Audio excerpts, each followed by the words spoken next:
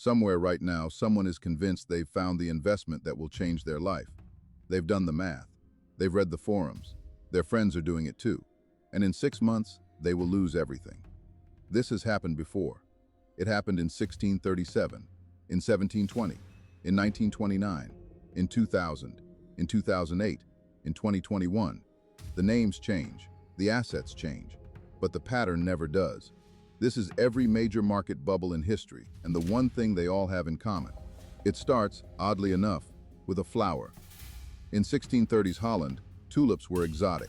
They came from the Ottoman Empire. They were difficult to grow. And they came in rare, unpredictable color patterns caused by a virus neither buyer nor seller understood. That mystery made them desirable. Desirability made them valuable, and value, real or imagined, attracted speculators. By 1636, a single Semper Augustus bulb, the rarest variety, was selling for the equivalent of a luxury Amsterdam canal house. People weren't buying tulips to plant them. They were buying them to sell them to someone who would pay more tomorrow. That is the definition of a bubble. In February 1637, buyers stopped showing up at auction.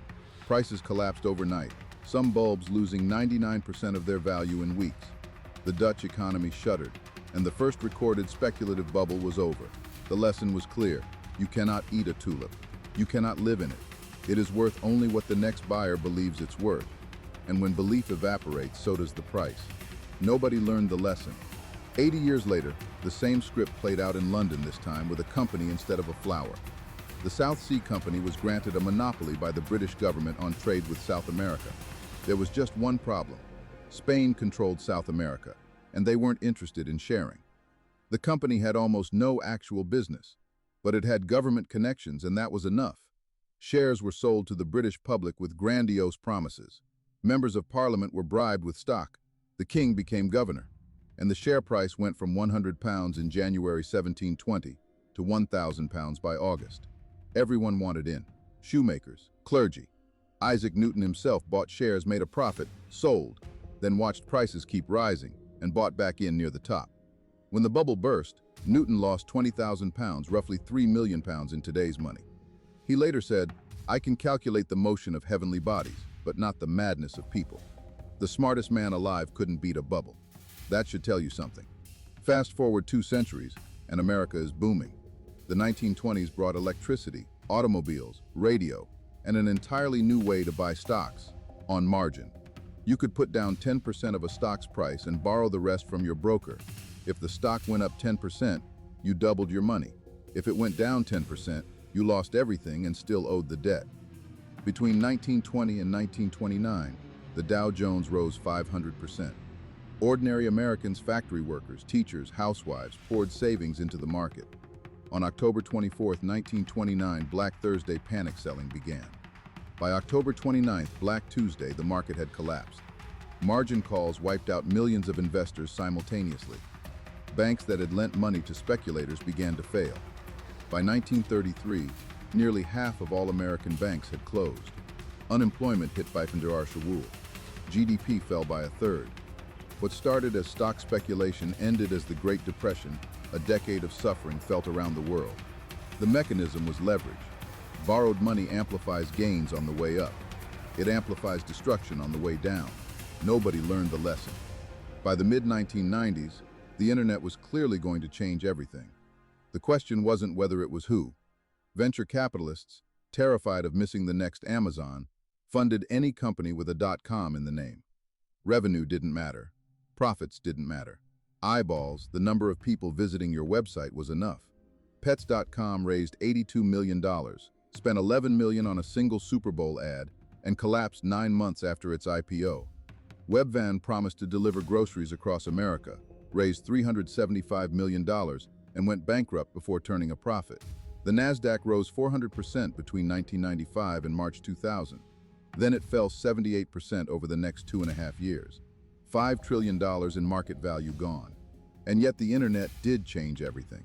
Amazon survived. Google was born in 1998. The underlying technology was real. The valuations were not. The dot-com bubble teaches a critical distinction. A real innovation and a good investment are not the same thing. Technology is not a business model.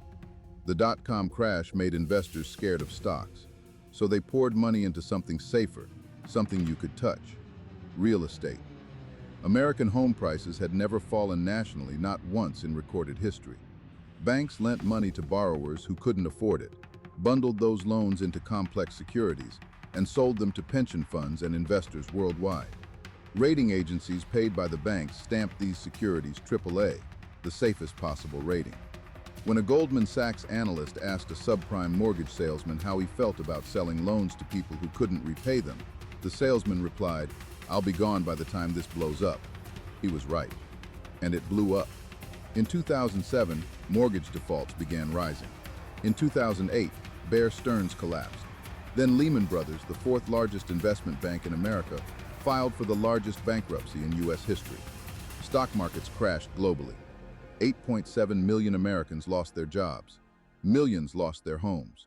When it fell everywhere. By 2017, a new asset class had emerged: cryptocurrency. Bitcoin was created in 2009 with a genuine use case: a decentralized currency outside government control.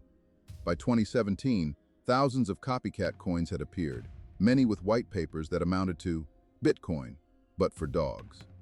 Bitcoin went from $1,000 in January 2017 to $20,000 by December, then crashed to $3,000 by December 2018. It happened again in 2021. Bitcoin hit $69,000. NFTs, digital images, sold for millions. A JPEG of a monkey was worth more than most people's homes. Then came 2022.